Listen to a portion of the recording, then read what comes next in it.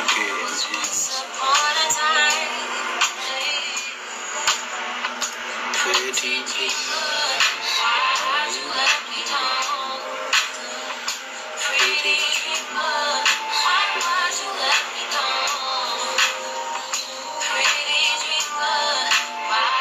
my beautiful souls. Happy Friday to you guys. How y'all doing? Hello there. Hello. Welcome. Hey, my beautiful soul. How's it going? Happy Friday to you.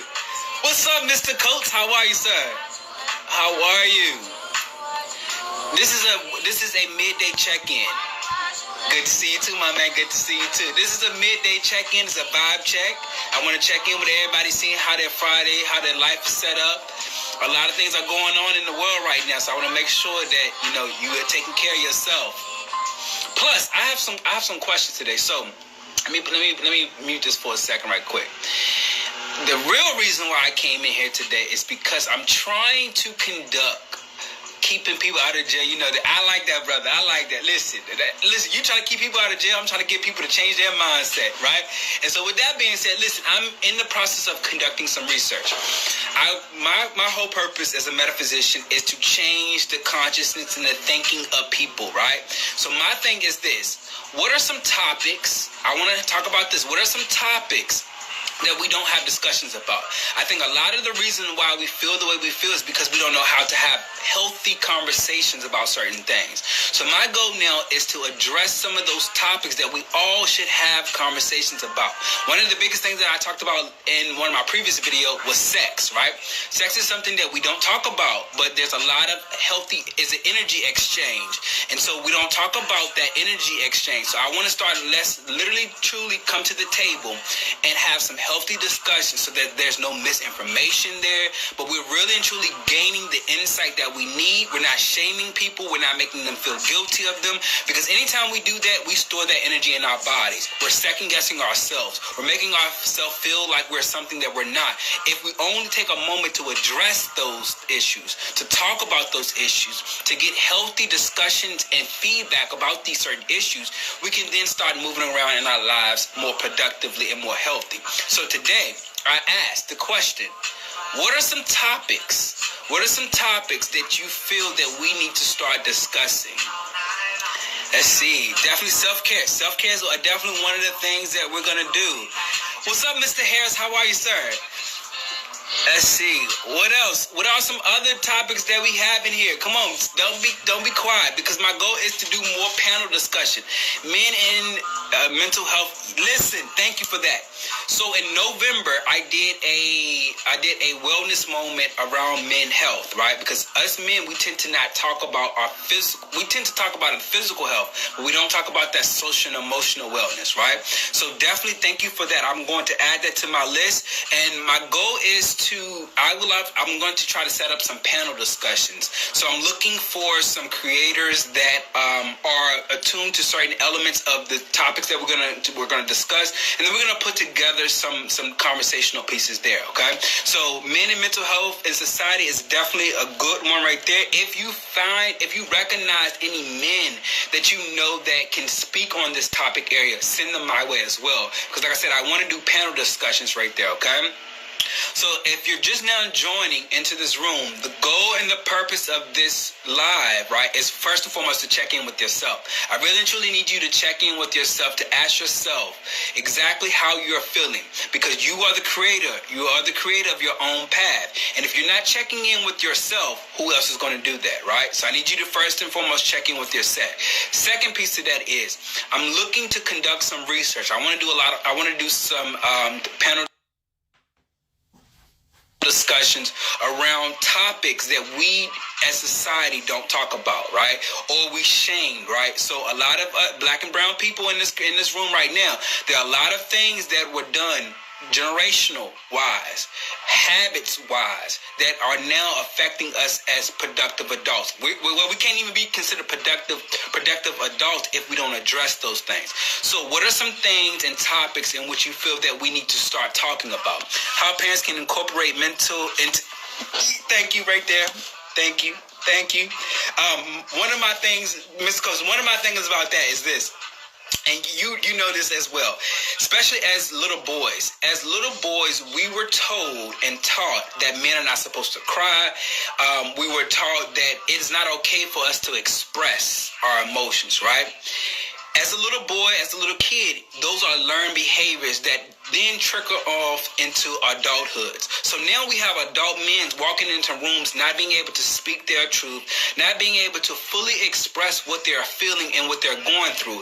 And because they don't know how to express those things, they are more so likely to end up making decisions out of rash decisions, end up reacting instead of being able to sit back, analyze what is being presented to them, and being able to make a decision for there. So we definitely need to start talking about how these social and emotional things that impact us as children make us adults who can't function properly. With me saying that as well as an adult, it is fully your responsibility to reprogram your mind on traditions or traits that you've learned as a kid.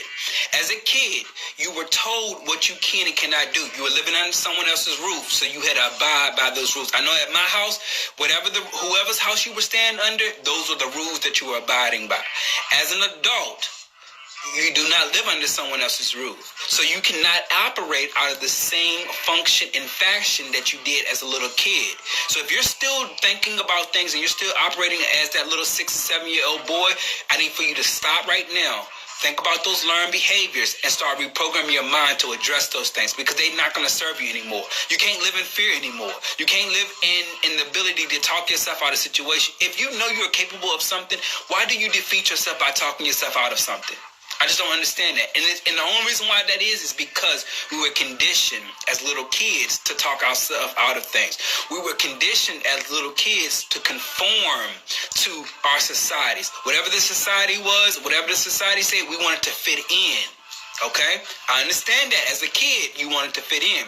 As an adult, if you're still trying to fit into places that you no longer, I need for you to do some work on that, okay? Because the goal is for you to live through your authentic truth, to be the person that God or whoever you call, universe, it's exchangeable. Whatever you call your higher power will send you to be here. And if you know you're not doing that, I need you to make some adjustments, okay? So that was my preacher moment for a second. Let me get my topics back right, because parenting and mental health, okay?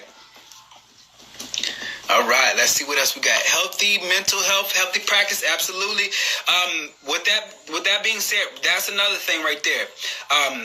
We, first and foremost, as society, I need for us to be more proactive with our physical health, first and foremost, right? So if you're not getting your physical screenings, men health, wellness moments, I need for you to do that, because that's one thing. Second to that is, health is full circles. There are 6 dimensions of our wellness. Physical health is one of that. But we have spiritual health, we have occupational health. So if you're not successful at your job, that's probably going to cause you stress. We have our social health. That means the environments and associations that we're coming around to. We have our emotional health. That means all of those emotional triggers, because emotions would manifest into those physical aspects of health. So if we're feeling anxiety, depression, most likely we're going to be eating, most likely we're going to be not exercising, most likely we are going to be picking foods and options that are not healthy for us, which then in turn manifests into high blood pressure, high cholesterol, diabetes, and the list goes from under that. And the underlying cause of that is emotional wellness. So let's address that right there, okay? So I say all that to say, there are 6 dimensions of wellness. We need to start talking about that. Mental health is one of those wellness. If you're not checking in with yourself, meaning either checking in with yourself or checking in with a practitioner who deals in mental health, I need for you to do that. Because again, our goal is to be able to live through our truth without fear, without regret, without shame, without ego, without someone feeling like they needed to be judged or cast out. If that is the cases that you're in, I need for you to reevaluate that and come back into union with yourself. So that's one piece right there. All right. Let's see what else we got in here. Please drop into the side. Black adolescent male in construction of hypermasculine. Thank you. Masculinity. Okay, for all of my for everyone in here in Truth in the Map, because all of us have what we call yin and yang energy within us. So that's that masculine and feminine energy in us, right? And most of the time we tend to have an overbalance of one of the energy, right? I need for us to balance both of those energies, right? This is how it looks like in women, right? And how it manifests in women. And I'm going to come over to the men's section, right? In women have been shifting paradigms right now. Women at one paradigm were not able to vote. They were considered the housewives. They were not out in the workplace. They didn't have the privileges. Now that paradigm has shifted, meaning women are now leading the workplace. They are CEOs, they're boss. They are being able to balance both being a parent as well as a professional, right? What that means is they shift over into a masculine energy. Masculine energy is all about taking action. Feminine energy is all about nurturing, right? And because there has also been an absence in healthy masculine energy, most women are taking on masculine characteristic, either in the workplace or either personally wise, right? Even going back to kids too. Any kid that did not have a masculine or a positive male influence in their life, they tend to in turn either gain toxic masculine traits, or their parents, that woman in the household, tend to have to take on the responsibility of being the mother and the father, which then puts her into a masculine energy as well. So then that overflow of masculine energy becomes very toxic at some point in time, because it needs to, again, be balanced. Women should be in a balanced area. Men should be in a balanced area, right? So that's one side of it. On the men's side, because men are not able to have healthy discussions about emotions, to be able to check in with themselves. One of the things and reason why toxic masculinity happens in our society is because of the circles that we're around, right? If you are only subject to seeing your environment, and many of us are conditioned to our environments, and all we see is role models or examples of people who are living through their own learned behaviors, right or wrong. People, again, sometimes we cannot control the environments that we're raised in, right? Sometimes we're put into situations where it is not where we're supposed to be or where we want it to be, right? But it is our goal as an adults to do that. But if we're surrounded by those people, when we're surrounded by those opportunities, sometimes the advice or the behaviors that we're witnessing are not of the highest or not of the positive masculine energies, because again, we're only subject to that, right? If we can shift the paradigm where people can start to see examples of what a healthy masculine energy looks like, then our younger adolescent males will be able to see positive role models, to see, listen, I might have been born in the streets, but now that I know there's a different way in which I can do things, it has now shifted that paradigm. Not only for that young man, but his lineage also comes to that. I'm a firm believer of this. And this is for everyone in this room. Your goal is not to change anyone's mindset. But if you are able to be an example, one life that you change the trajectory. It's like a domino effect, because all you have to do is provoke thought in someone else's mind for them to see something, witness something differently, and then it then transfers not only that person, but anything associated with that person. That means their family, that means their friends, that means their work environment, that means everything in which is associated with that one individual has a domino effect.